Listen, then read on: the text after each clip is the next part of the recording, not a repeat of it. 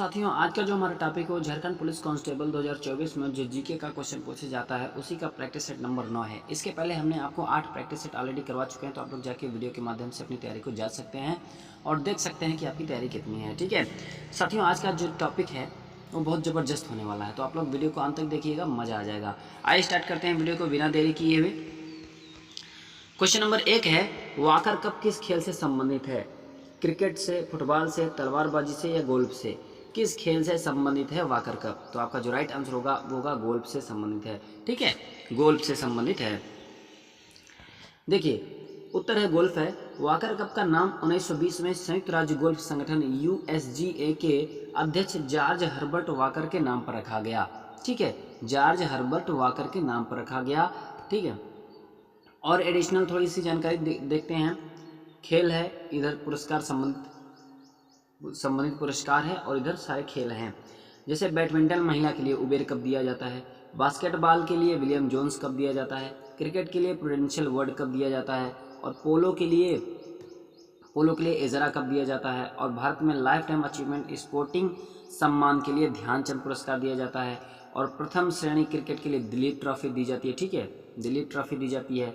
और hockey cup, जो hockey है वो गुरु नानक देव गोल्ड कप और महाराजा रणजीत सिंह गोल्ड कप दिया जाता है। 2 कप दिए जाते हैं। ठीक है, गुरु नानक देव गोल्ड कप और महाराजा रणजीत सिंह गोल्ड कप। और फुटबॉल के लिए रोवर्स कप, नौका दौड़ के लिए नेहरू ट्रॉफी, और हॉकी राष्ट्रीय चैंपियनशिप के लिए रंगा स्वामी कप दिया जाता है। ठीक है, तो ये थे कुछ इंपॉर्टेंट संबंधित पुरस्कार खेल से संबंधित। अगला क्वेश्चन है, फतेहपुर सीकरी को द्वारा मुगल साम्राज्य की राजधानी के रूप में स्थापित किया गया था? किस मुगल साम्राज्य के द्वारा स्थापित किया गया था? बताइए। बाबर, हुमायूं, जहांगीर, अकबर?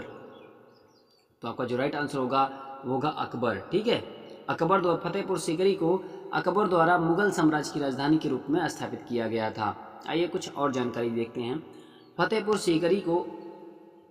फतेहपुर सीकरी शहर मुगल सम्राट अकबर द्वारा बनाया गया था। उसने इस शहर को अपनी राजधानी के रूप में बनाने की योजना बनाई थी, लेकिन पानी की कमी ने उसे शहर छोड़ने के लिए मजबूर कर दिया। इसके बाद 20 वर्षों के भीतर मुगलों की राजधानी लाहौर में स्थानांतरित कर दी गई थी। फतेहपुर सीकरी 1571 से 1585 ईस्वी के मध्य बनाया गया था। और एडिशनल जानकारी देखते हैं। मुगल राजवंश की स्थापना 1526 ईस्वी में बाबर ने की थी। किसने? बाबर ने की थी मुगल राजवंश की स्थापना। पानीपत की पहली लड़ाई वर्ष 1526 ईस्वी में बाबर और इब्राहिम लोदी के बीच लड़ा गया। ठीक है, और 1527 ईस्वी में बाबर एवं राणा सांगा के बीच खानवा का युद्ध लड़ा गया, और 1528 ईस्वी में बाबर एवं मेदिनी राय के बीच चंदेरी का युद्ध लड़ा गया, और 1529 ईस्वी में बाबर एवं महमूद लोदी के बीच घाघरा का युद्ध लड़ा गया, और 1530 में बाबर की मृत्यु हो गई थी। ठीक है, और ये सारे युद्ध में बाबर विजयी हुआ था। अगला क्वेश्चन है, निम्नलिखित में से किस शासक ने जीतल नामक तांबे के सिक्के जारी किए थे? मोहम्मद बिन तुगलक, फिरोज शाह तुगलक, इल्तुतमिश, कुली कुतुब शाह? तो आपका जो राइट आंसर होगा वो होगा इल्तुतमिश। ठीक है, इल्तुतमिश ने जीतल नामक तांबे के सिक्के जारी किए थे। इल्तुतमिश, सबसे पहले इल्तुतमिश के बारे में जानते हैं, फिर चारों विकल्प के बारे में जानेंगे। वह इल्तुतमिश 1211 से 1236 इनका शासनकाल चलता है। वह कुतुबुद्दीन ऐबक का उत्तराधिकारी था। कौन? इल्तुतमिश। वह दिल्ली सल्तनत का तीसरा शासक था, इल्तुतमिश, जो मामलुक वंश से संबंधित था।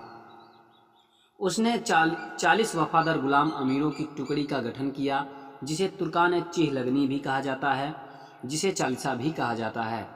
उसने चांदी का सिक्का, टका और तांबे का सिक्का जीतल प्रस्तावित किया।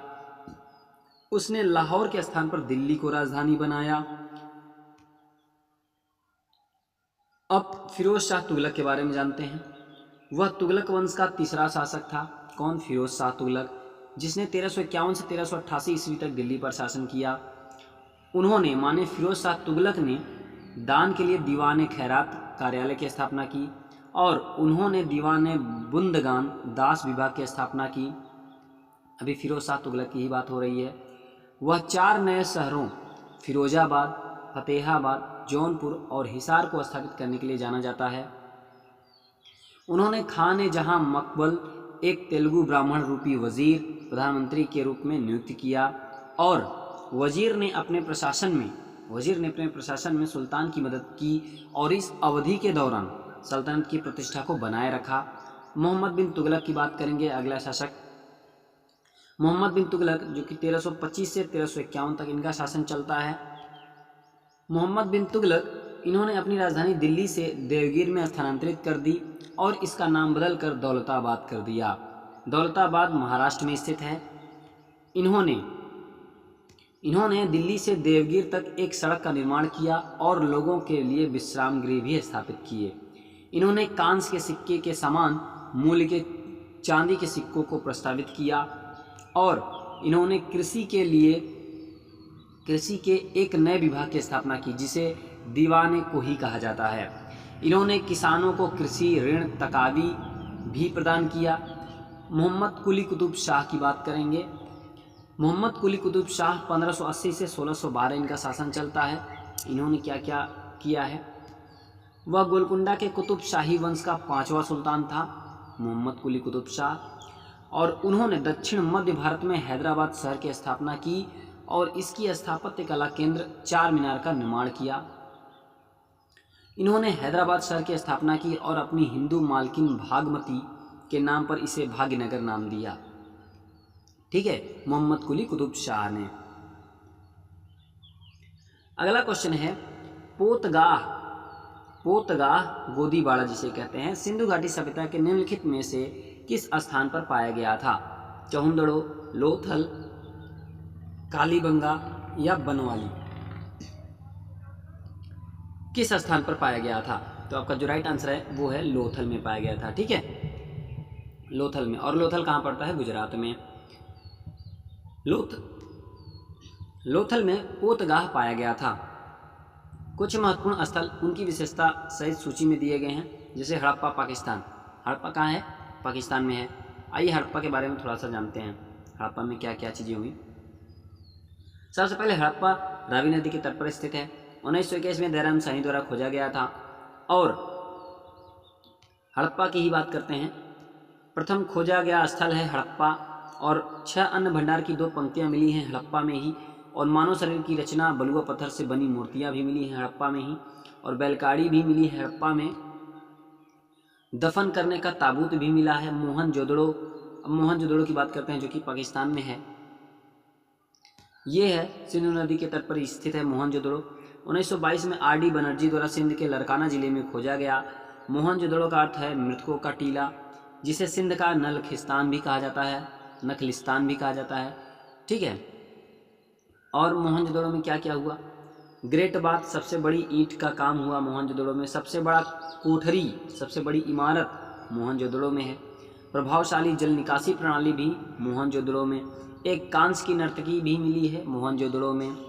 और दाढ़ी वाले आदमी की छवि भी मोहनजोदड़ो में। बने हुए सूत का टुकड़ा, पशुपति की मुहर, कुएं की सीढ़ियों पर कंकाल, ठीक है, इतना सारी चीज़ें मोहनजोदड़ो में हुई हैं। अब थोड़ा सा चन्हूदड़ो के बारे में जानते हैं जो कि पाकिस्तान में है। ये भी सिंध नदी के तट पर स्थित है। NG मजूमदार द्वारा खोजा गया स्थल है। ठीक है, चौहंदड़ो पाकिस्तान।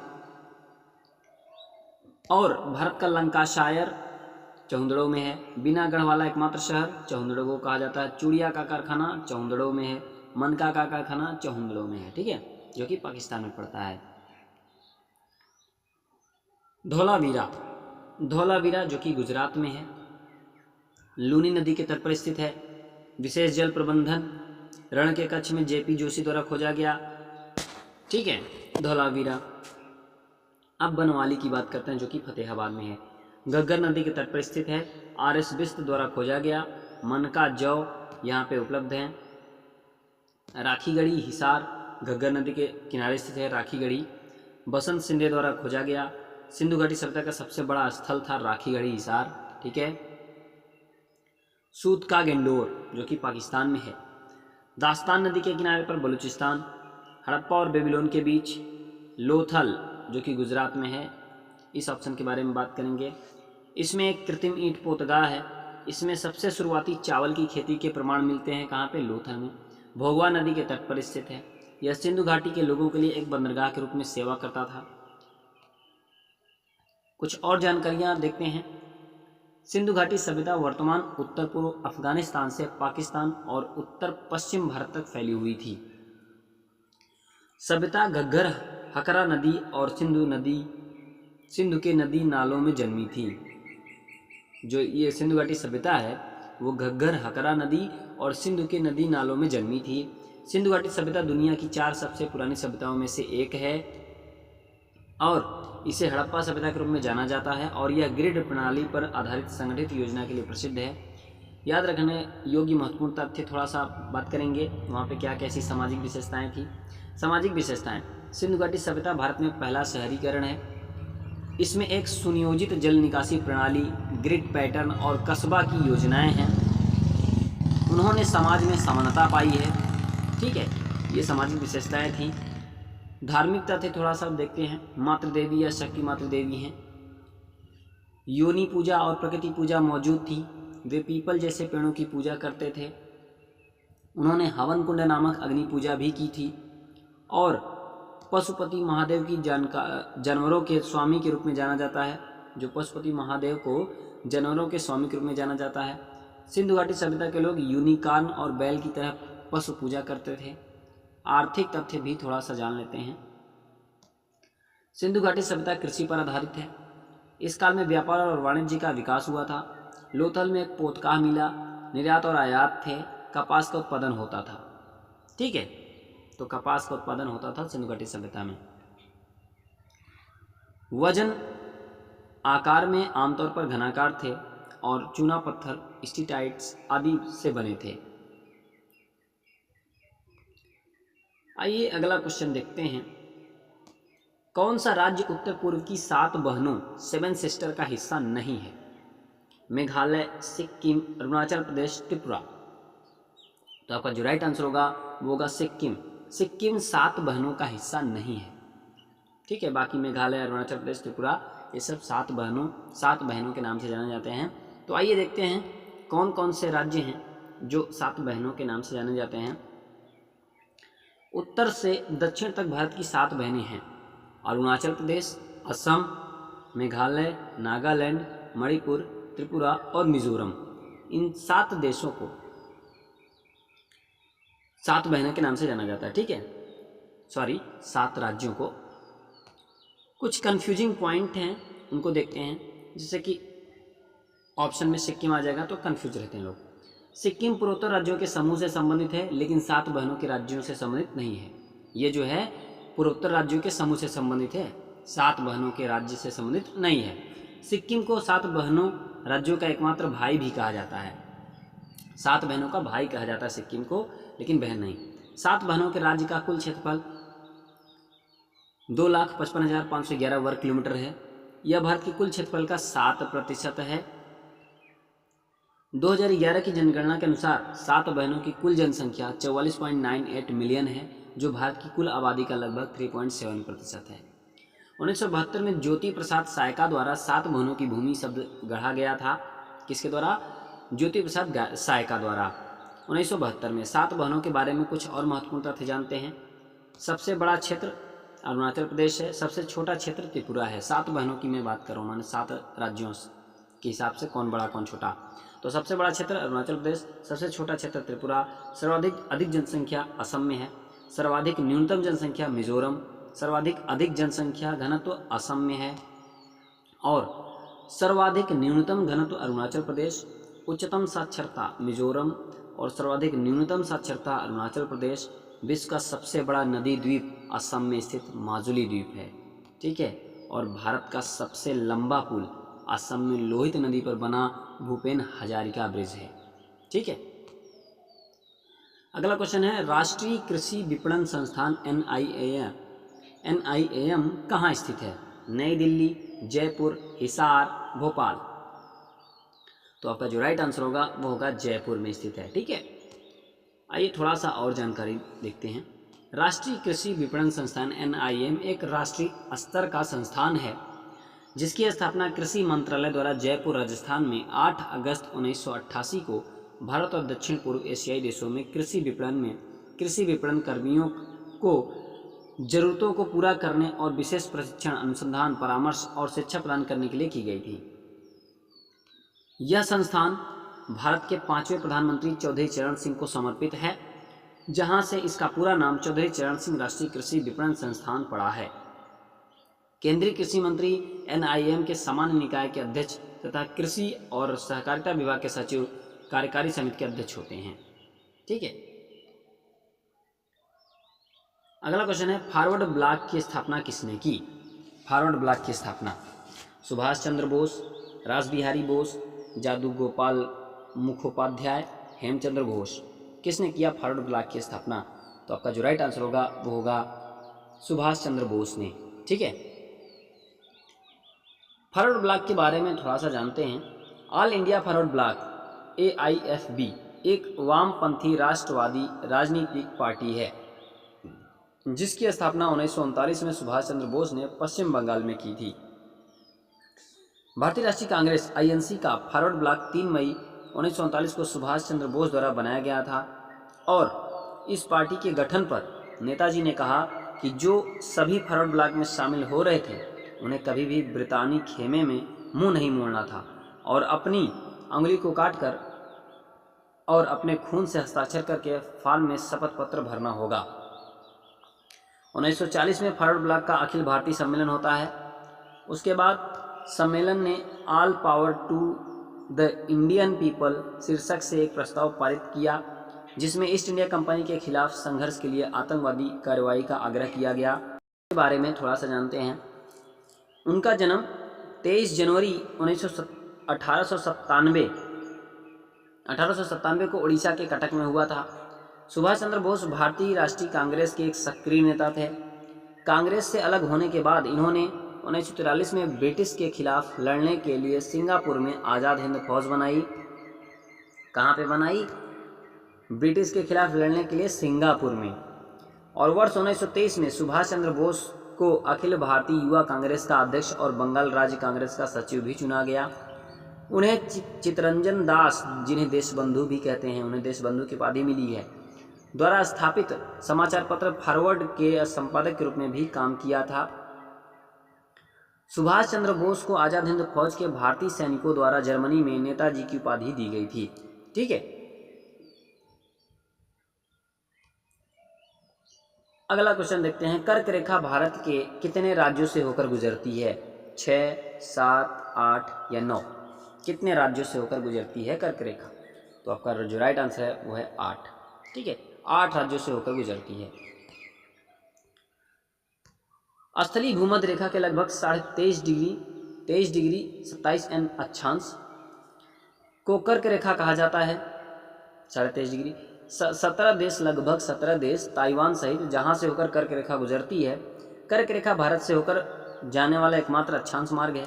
कर्क रेखा 8 भारतीय राज्यों से होकर गुजरती है। जिन 8 भारतीय राज्यों से होकर कर्क रेखा गुजरती है वो कौन कौन से हैं? गुजरात है, राजस्थान है, मध्य प्रदेश है, छत्तीसगढ़ है, झारखंड है, पश्चिम बंगाल है, त्रिपुरा है, मिजोरम है। तो ये 8 राज्य थे जहाँ से कर्क रेखा होकर गुजरती है।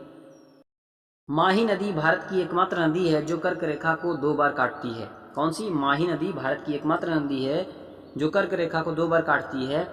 भोपाल मध्य प्रदेश की राजधानी है और गांधीनगर गुजरात की राजधानी भी कर्क रेखा के काफ़ी करीब स्थित है।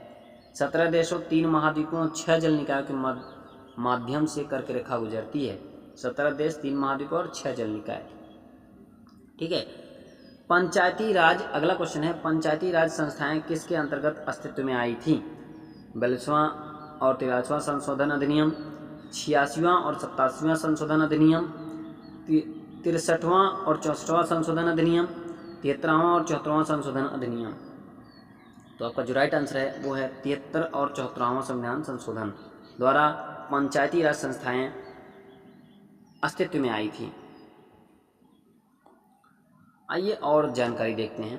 पंचायती राज संस्था का गठन 73वां संविधान संशोधन अधिनियम 1992 के माध्यम से जमीनी स्तर पर लोकतंत्र के निर्माण के लिए किया गया था। और इसे देश में ग्रामीण विकास का कार्य सौंपा गया था। दिसंबर 1992 में संसद द्वारा 73वें 74वें संविधान संशोधन पारित किए गए। 73वां संशोधन अधिनियम 1992 24 अप्रैल 1993 को लागू हुआ था। अनुच्छेद 243 से 243 ओ, ठीक है, 1 जून 1993 को संविधान 74वां संविधान संशोधन अधिनियम 1992 लागू हुआ। अनुच्छेद 243 पी से अनुच्छेद 243 जेड जी 73वां संविधान संशोधन और 74वां संविधान संशोधन की प्रमुख विशेषताएं क्या हैं? संविधान में 2 नए भाग जोड़े गए, भाग 9 पंचायतें, भाग 9A नगर पालिकाएँ, ठीक है। और अनुच्छेद 40 में ग्राम स्तर पर पंचायत आयोजित करने, स्वशासन प्राप्त करने के बारे में प्रावधान है। मूल लोकतांत्रिक इकाई ग्राम सभा, ठीक है, जो मूल लोकतांत्रिक इकाई है वो ग्राम सभा है। PRI की त्रिस्तरीय प्रणाली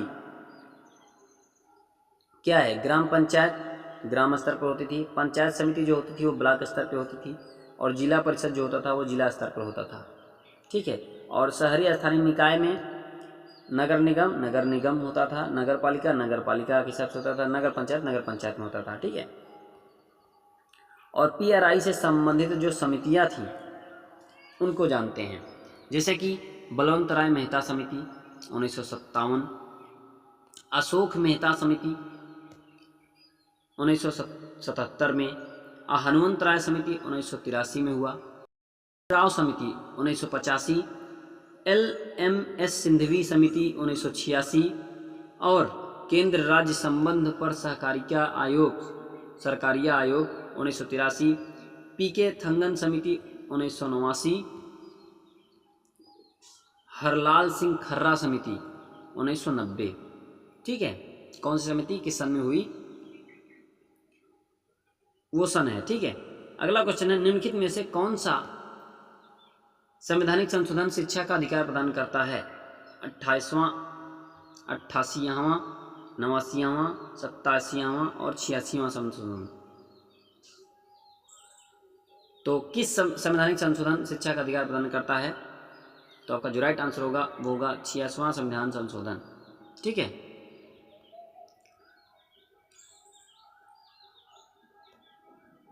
दो 2002 में भारत के संविधान में 86वां संविधान संशोधन ने शिक्षा के अधिकार को संविधान के भाग 3 में मौलिक अधिकार के रूप में प्रदान किया। संशोधन के अनुच्छेद 21A डाला, जिसने शिक्षा के अधिकार को 6 से 14 वर्षों के बीच बच्चों के लिए एक मौलिक अधिकार बना दिया। शिक्षा का अधिकार विधेयक 2008 के लिए अनुवर्ती कानून और अंत में शिक्षा का अधिकार अधिनियम 2009 के लिए प्रदान किया। 86वां संशोधन द्वारा, ठीक है।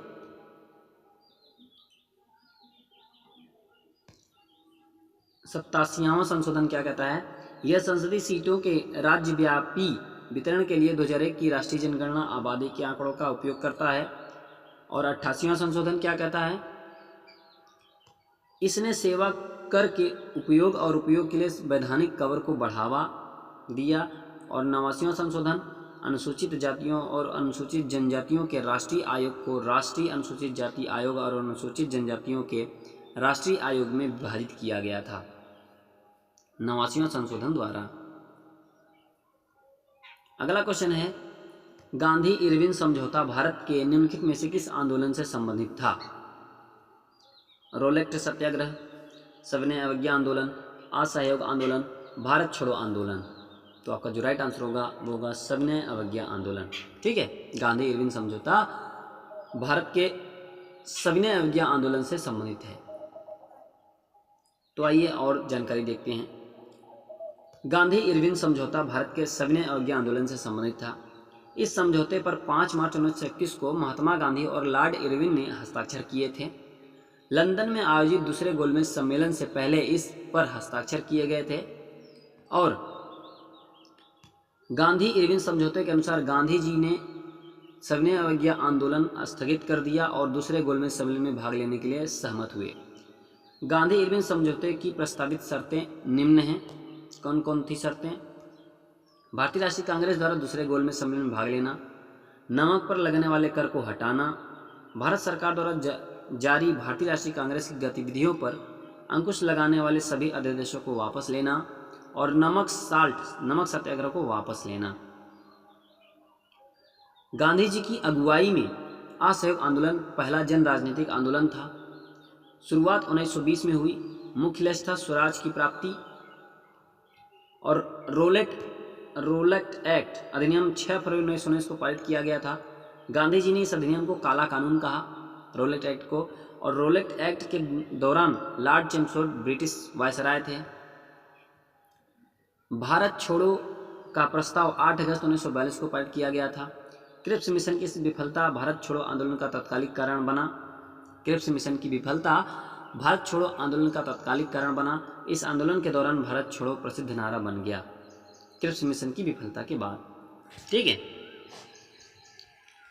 अगला क्वेश्चन है, भारतीय संविधान में नागरिकता से संबंधित भाग किस देश के संविधान से प्रेरणा लेता है?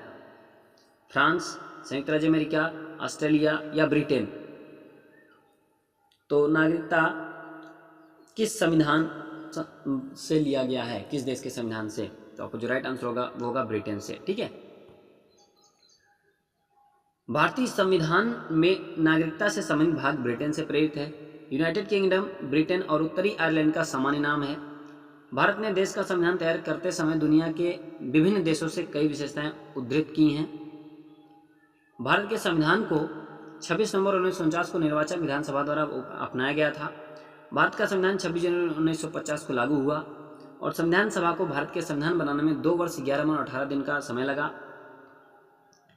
ब्रिटेन से ली गई प्रमुख विशेषताएं हैं प्रादेश, समादेश, एकल नागरिकता, नियंत्रक एवं महालेखा परीक्षक कार्यकाल, कानून के शासन और सरकार का संसदीय स्वरूप। संयुक्त राज्य अमेरिका के उद्धृत की गई प्रमुख विशेषताएं संयुक्त राज्य अमेरिका से क्या क्या ली गई हैं?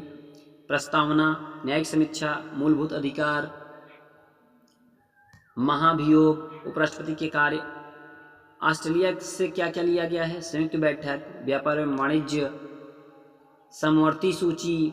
फ्रांस से उद्धृत की गई प्रमुख विशेषताएं, फ्रांस से गणतंत्र, स्वतंत्रता, समता और भाईचारे के आदर्श, ये फ्रांस से हैं। अगला क्वेश्चन है, राजहंस पर्व किस भारतीय राज्य में मनाया जाता है? राजस्थान, असम, मणिपुर, आंध्र प्रदेश? तो आपका जो राइट आंसर होगा वो होगा आंध्र प्रदेश में मनाया जाता है। ठीक है, हर साल राजहंस पर्व को पुलिकट झील और आंध्र प्रदेश के नेल्लोर जिले में स्थित नेलापट्ट पक्षी अभ्यारण्य में पर्यटन को बढ़ावा देने के लिए मनाया जाता है। यह 3 दिनों का त्यौहार है जो सर्दियों के मौसम के दौरान आयोजित किया जाता है, जब हजारों प्रवासी पक्षी इस क्षेत्र में आते हैं। ठीक है, इस त्यौहार के दौरान कई मनोरंजन और सांस्कृतिक कार्यक्रम आयोजित किए जाते हैं और यह लोगों को जैव विविधता का अध्ययन करने और संरक्षण उपायों की शुरुआत करने का अवसर भी प्रदान करता है। कुछ अतिरिक्त जानकारियां हैं। राज्य और उत्सव। आंध्र प्रदेश के उत्सव हैं फ्लेमिंगो महोत्सव, श्रीवारी ब्रह्मोत्सव, विशाखा उत्सव, ये आंध्र प्रदेश के हैं। कर्नाटक के जो उत्सव हैं, कंबाला महोत्सव, करागा महोत्सव, महामस्तकाभिषेक महोत्सव, बैरामुडी ब्रह्मोत्सव, तो ये कर्नाटक के हैं। तमिलनाडु के महोत्सव पोंगल, पुंथाडु महोत्सव, छप्परम महोत्सव, महम महोत्सव, ये तमिलनाडु के महोत्सव हैं। तो केरल के ओणम, मकर विलक्कू महोत्सव, थैयम महोत्सव, विशु महोत्सव, ये केरल के कुछ महोत्सव थे। अगला क्वेश्चन है, विश्व पृथ्वी दिवस कब मनाया जाता है? 3 मार्च, 5 जून, 22 अप्रैल, 6 मई? तो आपका जो राइट आंसर होगा वो होगा 22 अप्रैल को मनाया जाता है विश्व पृथ्वी दिवस। ठीक है, देखिए दिन का नाम है पृथ्वी दिवस, दिन 22 अप्रैल, ठीक है, 22 अप्रैल को मनाया जाता है। 2018 का जो विषय है वो है प्लास्टिक प्रदूषण समाप्त करें, और 2019 का जो विषय था हमारी प्रजातियों की रक्षा करें, और लक्ष्य क्या था कि पर्यावरण संरक्षण हो। यह किस दिन का प्रतिनिधित्व करता है? पेरिस समझौते पर हस्ताक्षर। ठीक है, पेरिस समझौते पर हस्ताक्षर प्रतिनिधित्व करता है इसी दिन का। और 2020 का विषय है क्लाइमेट एक्शन। और 2021 का जो विषय है हमारी पृथ्वी को पुनर्स्थापित करना। 2022 का जो विषय है हमारे ग्रह में निवेश करना। यह थीम 2022 के थीम है। अगला क्वेश्चन है 12वीं शताब्दी के मध्य में के चौहान द्वारा तोमर राजपूतों को पराजित किया गया था। कहाँ के चौहान द्वारा तोमर राजपूतों को पराजित किया गया था 12वीं शताब्दी के मध्य में? अयोध्या, अजमेर, द्वारका या ग्वालियर? तो आपका जो राइट आंसर होगा वो होगा अजमेर। अजमेर के चौहान द्वारा तोमर राजपूतों को पराजित किया गया था 12वीं शताब्दी के मध्य में। ठीक है, देखिए तोमर एक भारतीय राजवंश था जिसने 9वीं और 12वीं शताब्दी के दौरान वर्तमान दिल्ली और हरियाणा के कुछ हिस्सों पर शासन किया। 12वीं शताब्दी के मध्य में अजमेर के चौहानों ने उन्हें पराजित किया। ठीक है, कुछ अतिरिक्त जानकारी देखते हैं।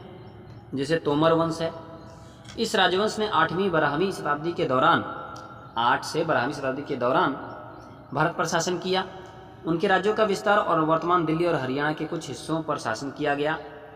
अनंगपुर राजधानी थी। और 14वीं शताब्दी की एक शिलालेख के अनुसार तोमर वंश ने हरियाणा क्षेत्र में एक शहर बसाया। दिल्ली का आधुनिक दिल्ली का निर्माण हुआ।